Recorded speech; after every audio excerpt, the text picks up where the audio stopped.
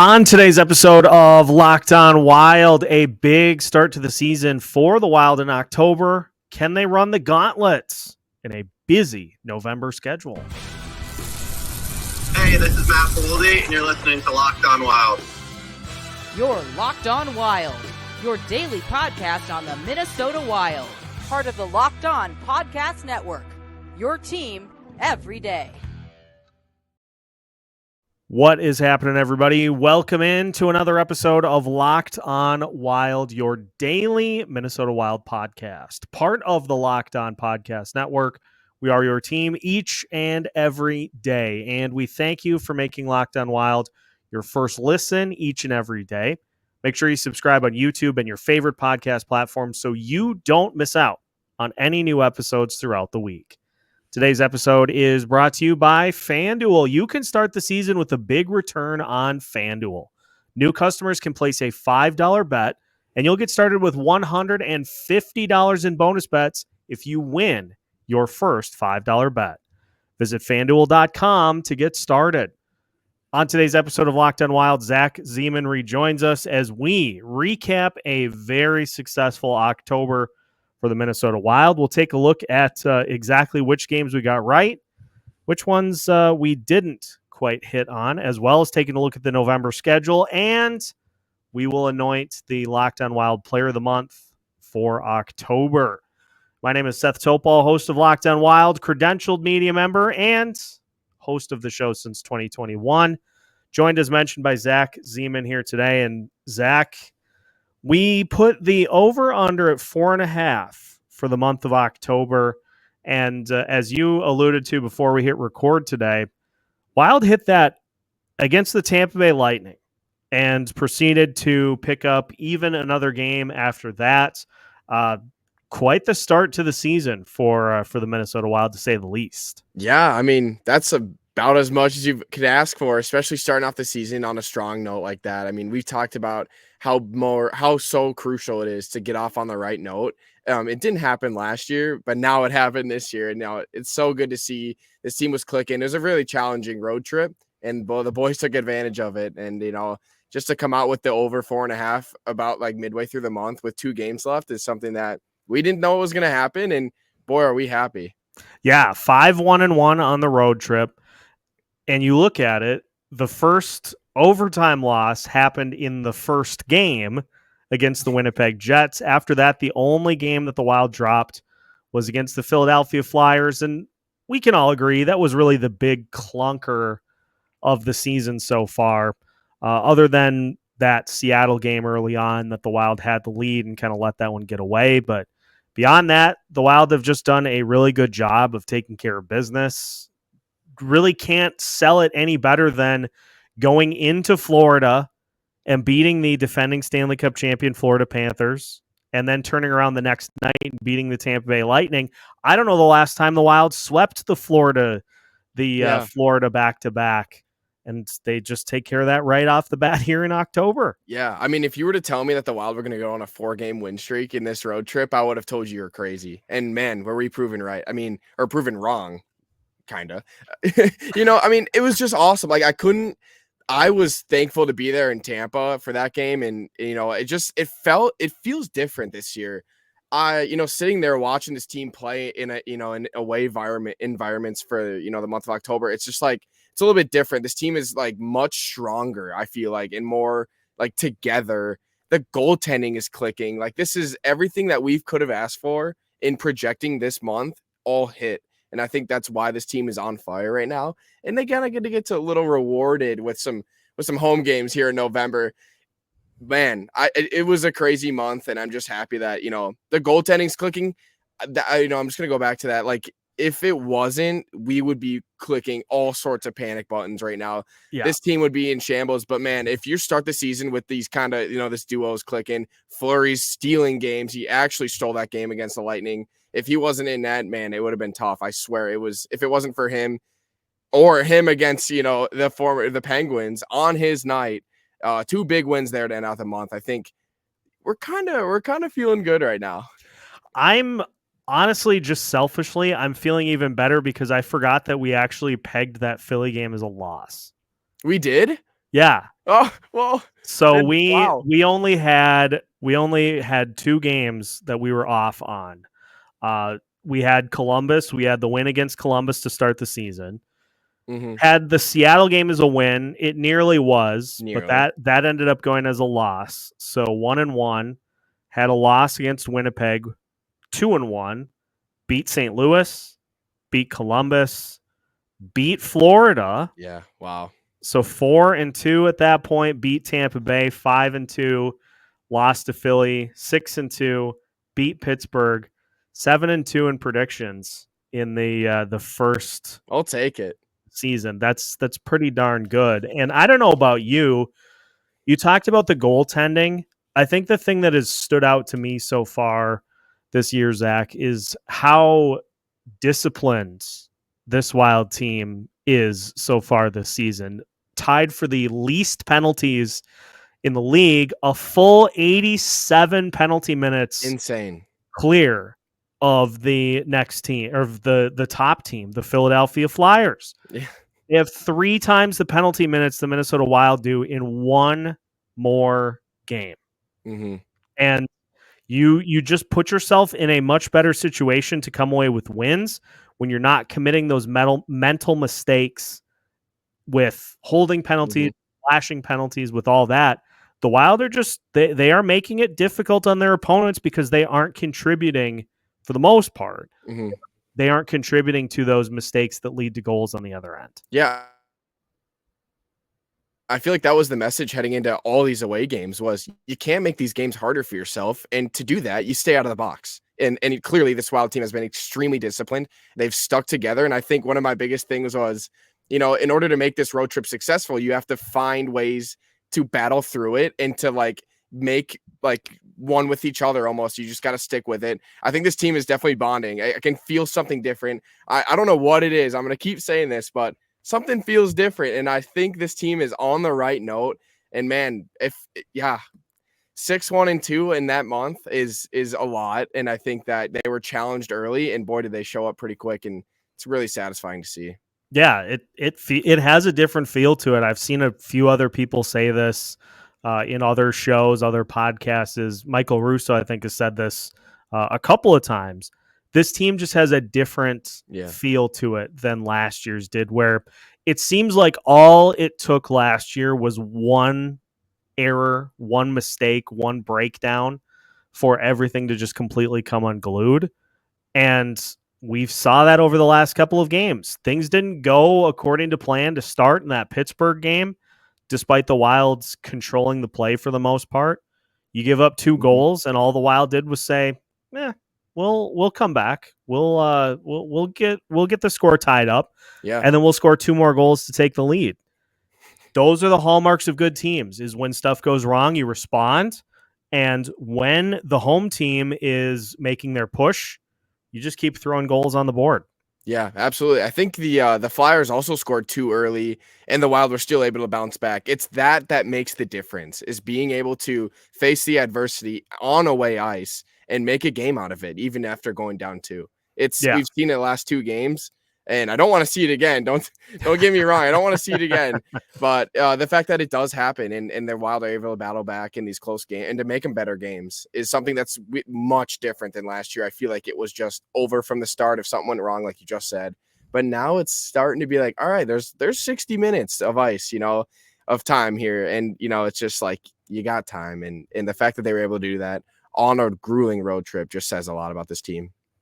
Yeah, and speaking of grueling, the November schedule is 15 games. 15 games in the month of November, which last I checked has 30 days. Yeah. That's a lot. That's a lot of games that we got shrunk into 30 calendar days. So we have a lot to discuss in terms of the November schedule. So we'll get to that. And then, as we mentioned, to end the show, we'll take a look at the nominees for Player of the Month. And we'll also throw out who we think is going to take home the hardware in November. So we got a lot to get to here as we continue to preview the November schedule. More to come on today's episode of Locked on Wilds after this. Today's episode of Locked On Wild is brought to you by Game Time, and with the NFL, college football, the NBA, and the NHL all in action, there are no shortage of opportunities for you to see your favorite team in action. And Game Time can make that process, the ticket buying process, as stress-free as possible, so you can spend all of your time worrying about the things you should, like where you're going to tailgate before you see your favorite college football team defend their home turf, where you're going to go to eat before the game, or more importantly, where you are continuing the party once your team has won. Game Time has incredible features to be able to make your ticket buying experience the easiest it has ever been. So take the guesswork out of buying tickets with Game Time. Download the Game Time app, create an account, and use code LOCKEDONNHL for $20 off your first purchase. Terms apply. Again, create an account and redeem code LOCKEDONNHL for $20 off. Download Game Time today. What time is it? It's game time. Welcome back to today's episode of Locked On Wild. Once again, we thank you for making Locked On Wild your first listen each and every day. Reminder, we will have you covered for tonight's game against the Tampa Bay Lightning. Knew I was going to do that because for some reason I thought that the Wild played Toronto tonight. They play them on Sunday. Tampa Bay Lightning tonight, the rematch. Lightning does hopefully not strike twice. Yeah. So that is how we kick off the month. We'll have you covered with a post game afterwards, as well as keeping you covered against the Maple Leafs also. So make sure to tune in.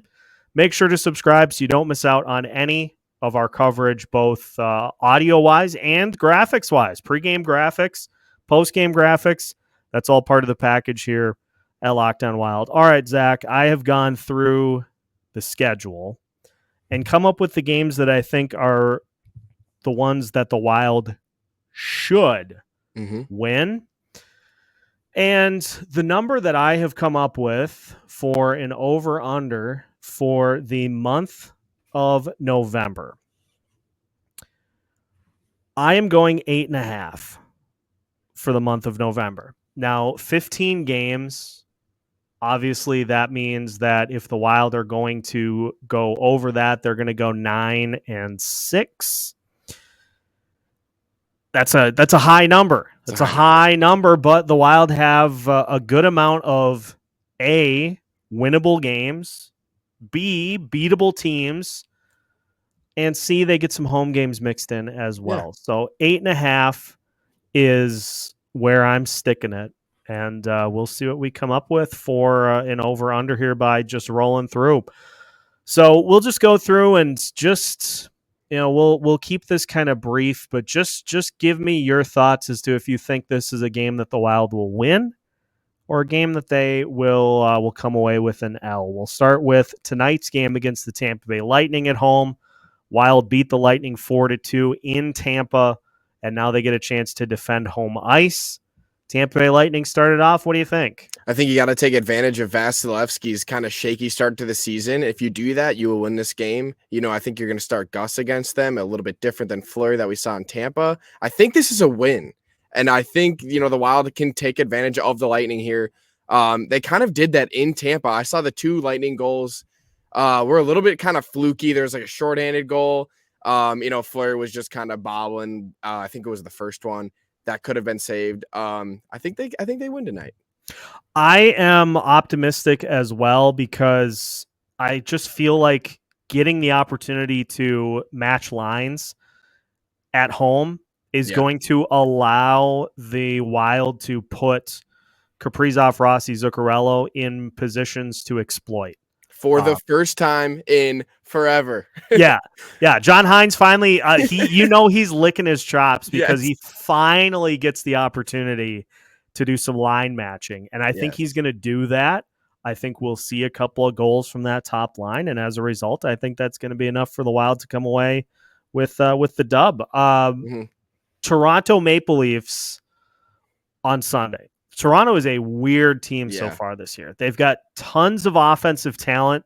They have not scored hardly at all so far this year. I can't figure the Maple Leafs out, but I am inclined with this game to give my pick based off of pedigree for this Maple Leafs team. It's a tough Maple Leafs team, and they're playing really good. They're playing pretty good defense under Craig Berube, just not scoring.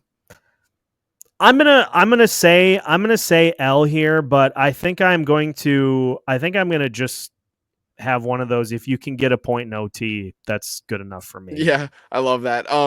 I've also kind of thought about this game. I dislike the evening Sunday. I've never really liked those games. The Wild Yeah. always kind of, I swear they come out flat in like all of them. Yeah, I mean, the Maple Leafs are the Maple Leafs. They're insane. They're all over your iPhone or whatever on Twitter. I mean, they're just everywhere. Like they're inevitable. Yeah, it's a tough game, but also like if you could get a point or win the game, I'd be happy. But if you lose it, sure, that's a losable game in this month. There's a lot of a much better, easier wins later on. Yeah, this is the hallmark of a playoff team is if you take a stretch to start the month of 2 games at home. Yeah. Tampa Bay and Toronto feels like you got to split those games. And if you can get like 3 out of 4 points, then that's another one of those, okay, this looks like a playoff team type scenarios. Los Angeles Kings. Los Angeles Kings are a weird team. They were getting just throttled in games earlier this season, but they're still in second place in the division. Kevin Fiala is not dressing for games because he's missing team meetings. They just lost to the Sharks. Then they turn around and they beat the Vegas Golden Knights. I don't know. You're saving the energy, maybe. I guess. I have no idea. They lost to the Golden Knights earlier this year 6-1, and they turn around and they beat the Golden Knights 6-3. I can't figure it out. They're feisty. That's like my biggest adjective for them. They're just feisty. They're all what's gonna happen this year is because the last couple of seasons, the Kings have really handled this matchup. But now that the Wild have changed their play style a little bit, I'm going to say they beat the Kings. I think it's going to be a very, very high scoring game. Like the Kings love to play that hockey, and I think the Wild win it. I don't think it'll be close, but I do think it'll be high scoring. I swear that 6-3, it's going to be some crazy game, and I think the Wild can win it. Yeah, Darcy Kemper's bleh. So I'm he got his yeah. I'm gonna say he's got his ring. Exactly. He got the ultimate prize. He doesn't care what happens the rest of his career. He's chilling. Welcome back. We get a little mini road trip here as the Wild then go at San Jose, at Anaheim, at Chicago. I know sometimes weird things happen, but I'm pretty confident in saying that you should beat all 3. Yes. Shouldn't have any problems. These are all wins, and you really shouldn't overthink it. But I hope the Wild don't overlook it as much as we are. Well, that's the thing, and John Hines said that. Apparently, the practice that they had after getting off of the road trip was pretty strenuous. Good. Saying that you can't let your foot off the gas because things are going well on the road. You got to come home and defend home turf. Mm-hmm. So I don't get the sense that this team is gonna get comfortable, at least early on, because I don't think John Hines is going to allow them to do it. Yeah. So those 3 are wins. Those 3 games are wins. Home against Montreal on the 14th. Montreal is a weird team. They have really, really good high-end talent, but they can't figure it out. Win. So, yeah, I'm thinking win there. The Dallas Stars at home. We know what's happened, Zach, the last handful of times that these 2 teams have matched up in the regular season. The games have not been close. They played last year in the first matchup between the 2. One of the worst games I have ever seen in my life. That 8-3 loss in which the Stars scored 7 special teams goals was easily the worst game that I have ever seen in my life. And you couple that with a 7-0 shellacking. You throw in a couple of other games the previous season, the Dallas Stars have had the Minnesota Wild's number. Having said all that, I am anticipating that this Dallas game is going to be an L. I would like to see it be a little more competitive, but I got to see that first. I got to see that first before I can really confidently weigh in on this game. This to me is the game of the month. Directly in the middle, you have all of the easier-ish games ahead of you. I mean, you're coming off of the San Jose, Anaheim, and Chicago road trip. So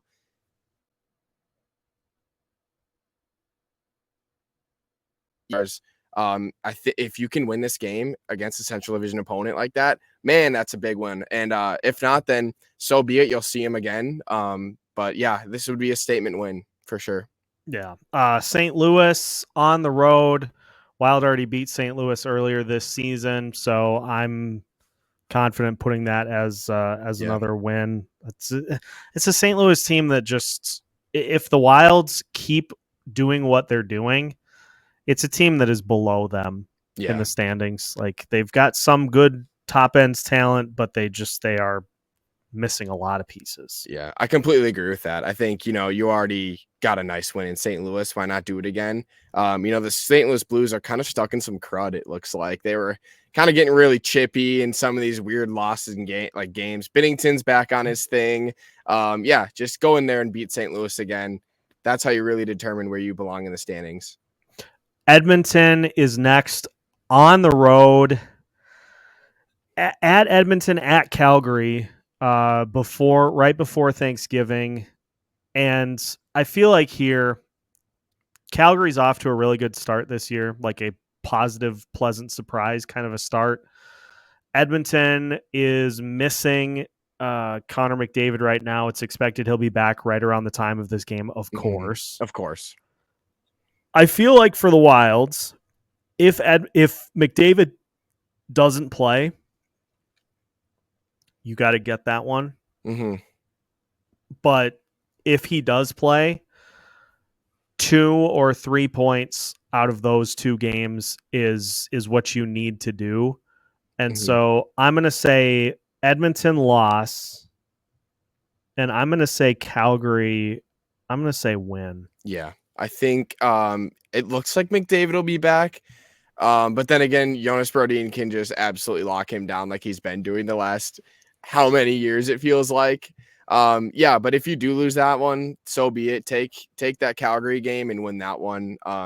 If you go 2-1 on that road trip, boom, perfect. That's literally how you win this month is by going 2-1 on every road trip. Even when you head over to California earlier in the month.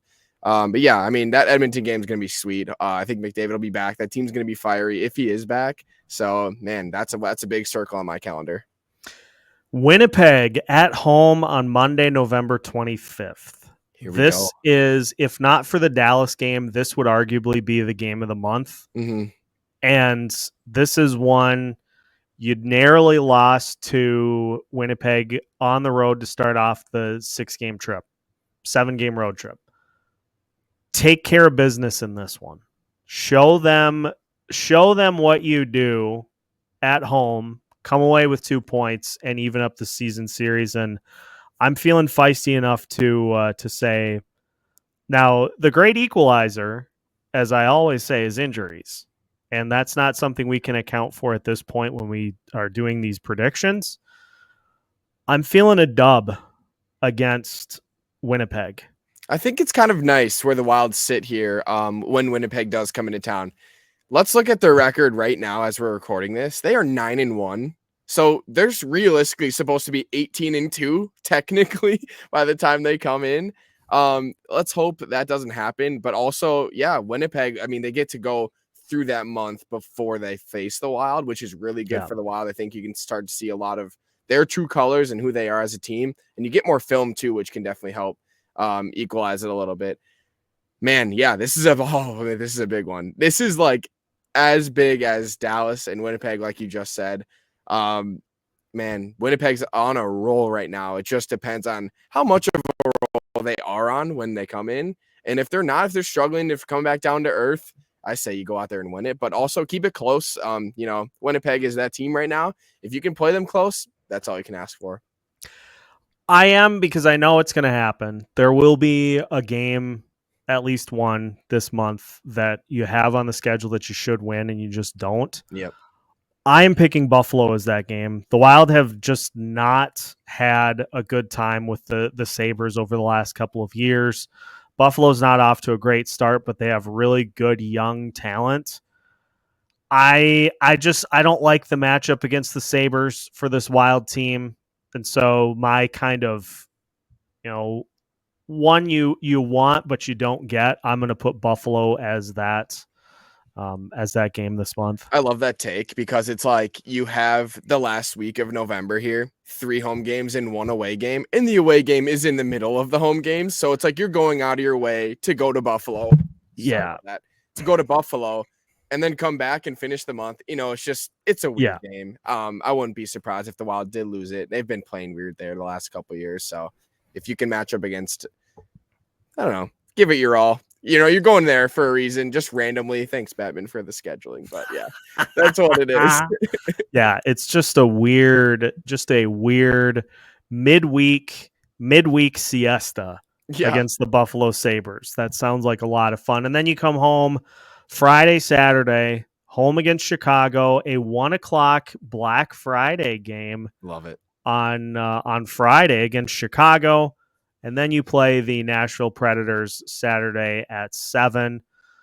So be on the lookout for hashtag trap game against Chicago. But also, I don't think that Chicago's good enough to be a trap game. Not this year. So I'm gonna say win against Chicago, and I will give Nashville the benefit of the doubt that they'll be a little more gelled by that point.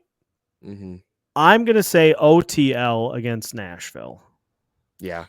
Yeah. That one of those games will be an L, and it won't be pretty. You can't really end the month perfectly.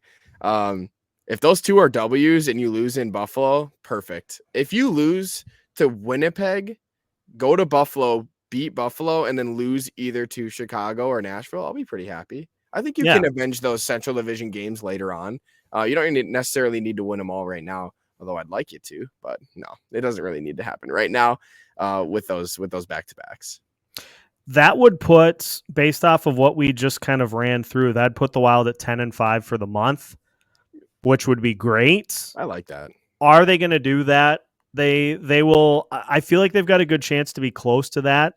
The key is just to keep those games competitive against the playoff caliber teams. If you go and you lose like a 3-2 game to the Dallas Stars, I would consider that progress, because we expect the Dallas Stars to be one of the best teams in the NHL this season. Same thing with Toronto, same thing with the Tampa Bay Lightning. If you don't get routed in those games, it's easy to call that progress. Yeah. Say, well, they played really competitively. They just had a couple things that didn't go their way, and that's all it is. So 8.5 is the number. We'll see if we get there after a very, very busy month of November. Holy cow, 15 games, unbelievable. Mm-hmm. We gotta hand out some hardware, Zach. We will anoint the Locked On Wild Player of the Month for November. We had listeners weigh in, so we'll get all of those results for you as well. All as we finish today's episode of Locked On Wild after this.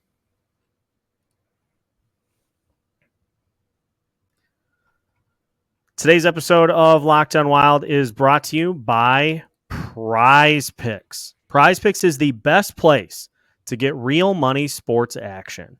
With over 10 million members and billions of dollars in awarded winnings, Prize Picks has made daily fantasy sports accessible to all. You just pick more or less on at least 2 players for a shot to win up to 100 times your cash. Run your game all season long on Prize Picks. Prize Picks is the only real money daily fantasy platform with an injury insurance policy, so that your lineups stay in play even if one of your players gets injured. If your player leaves in the first half and doesn't return, Prize Picks keeps your lineup live. So download the app today and use code LOCKEDONNHL to get $50 instantly after you play your first $5 lineup. Again, download the app today and use code LOCKEDONNHL to get $50 instantly after you play your first $5 lineup. Prize Picks. Run your game. Welcome back to today's episode of Locked On Wild. Once again, we thank you for making Locked On Wild your first listen each and every day. Again, a reminder to join us tonight for another Locked On Wild postcast after the game against the Tampa Bay Lightning. Hopefully another win, but win or lose, we cruise into another Locked On Wild postcast here for you. All right, Zach, let's hand out the hardware. So the nominees this month, for the month of October, were Filip Gustavsson, Matt Zuccarello, Matt Boldy, and Kirill Kaprizov. Before we get to the fan voting, who would your winner be of those four? So I've thought about this, and there's two big names that come to my mind. Obviously, Kirill Kaprizov with 18 points in the month is absurd and ridiculous, and that's exactly what the Wild needed to be successful in this month. But also, what the Wild needed to be successful was good goaltending, and that's exactly what we saw with Filip Gustavsson. I'm taking Filip Gustavsson. I think that's a crucial puzzle piece to this team right now is goaltending, and it starts with him. He has shut down so many critical games and saves that I've just, dropped my jaw at already. And, I wasn't expecting much, honestly, from this month. I mean, I think all off season we've seen the goalie talks and all of this, and it's just been a lot going on. And, Gustavsson was able to channel himself and his game. And I think that's what this team is rallying around. And I think they're rallying around Kaprizov as well, but also having a solid goalie is something big too. I like where your head's at because I would be inclined to think a similar thing. I think we always expect that Kirill Kaprizov is just going to put up, crazy numbers pretty much every time he's out on the ice. Now, to be fair, he has far exceeded anything that I think anybody expected in terms of being a 2-point per game player, which is just nuts. It's nuts to even say it. It's nuts to even say it out loud, and he's just doing it like it's no big deal. Mm-hmm. Filip Gustavsson, 4-1-1, 2.17 goals against average, 3 goals saved above expected. I think there is a scenario in another reality in which if he doesn't get off to a good start, you see a major panic type move by the Minnesota Wild to try to shore up that goaltending situation. He's played great, and the Wilds, with not really knowing what to expect from Marc-Andre Fleury, with having Jesper Wallstedt in the mix, not really knowing how this goalie situation was going to flesh out, for Filip Gustavsson to step in and just take it is huge. And that's a big reason as to why this team is off to the start that they are, for sure. Before I make my selection, let's just look at the voting on YouTube. 146 votes were cast. 68% said Kirill Kaprizov is the winner. 25% said Filip Gustavsson. 5% said Matt Boldy. And 3% said Matt Zuccarello. On X, 64 votes cast. 70% of the vote for Kirill Kaprizov, 12.5% for Filip Gustavsson, 9.4% for Matt Boldy, 7.8% for Matt Zuccarello, 0.5% for Trade Capriz. No, I'm kidding. So a lot of the listeners saying that Kirill Kaprizov is the player of the month for October. So I guess I get to be the ultimate tiebreaker vote for who gets the hardware here. I think I'm going with Filip Gustavsson. Oh, I was not expecting that. I think I'm going with Gus. not just to agree with what Zach laid out, but I think the logic there is really sound and really solid. That Gustavsson was the one that I think, if he doesn't play the way that he did, then we're in here we go again mode. Mm-hmm. Just like what happened last year, is you can't get any goaltending, and he's in the top 10 in pretty much every goalie metric so far this season. And so I don't want to take anything away from what Kirill has done, but I feel like Gustavsson, I feel like he played I don't know how to say it without sounding controversial. I feel like Gustavsson having a better start to the year has had a big impact on where this team is at. Absolutely. So is Kirill, but I think the goaltending was the bigger question mark coming in. So we're going with Filip Gustavsson. Let us be clear that we are not like throwing Kaprizov like, oh, okay, that's so cool, blah blah blah. Like, his performance in the month was unbelievable, but that also is something like I feel that should happen. I feel like that should happen. You know what we should just do? What? We should just do players of the month for October. I don't think there's a wrong answer here. No, there isn't. All eyes were on Filip Gustavsson this month, and he exceeded way beyond his expectations because of the 3 goalies, and now he's solidified himself as the one. Like, he already was the one, but the fact that there was 3 in talk is something that, is just like, okay, wow, okay, we can actually work with 2 now.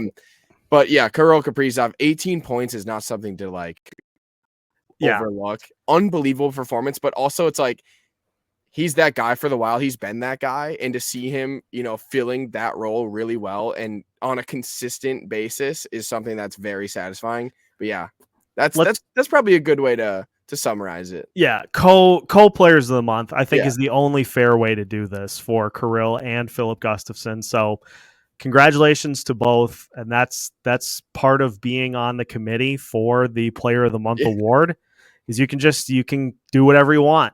Yeah, we make the rules. We're gonna do that here for this first month. Now, we both picked Brock Faber for a little Brocktober. Faber, he didn't have a bad month by any stretch of the imagination. He just didn't have as crazy of a month as Kirill Kaprizov and Filip Gustavsson did. Mm-hmm. He's got 5 points in 9 games, a goal, 4 assists. So and he's a fight, and a great fight, and a fight, and a new commercial. What more could you ask for? So Faber's off to a good start. We didn't miss egregiously because he had a good month. He just didn't have a crazy month. So before we go, let's throw our predictions out for who we think will be the Player of the Month for November. Oh man, I really do want to stick with Kaprizov here. I think that if the consistency of his October month continues, this November will be dominant. And if it doesn't, which I'm hoping it doesn't, if it doesn't, it will be a much weirder month, a much more like, okay, we have to go to our depth, and we have that. So it's going to be different. If he exceeds expectations again, man, this team's going to be racking up those wins. I'm going to go with Kirill Kaprizov, and I don't want to get you're picking the best player. I'm picking the best player because I believe he's going to ride what he has built.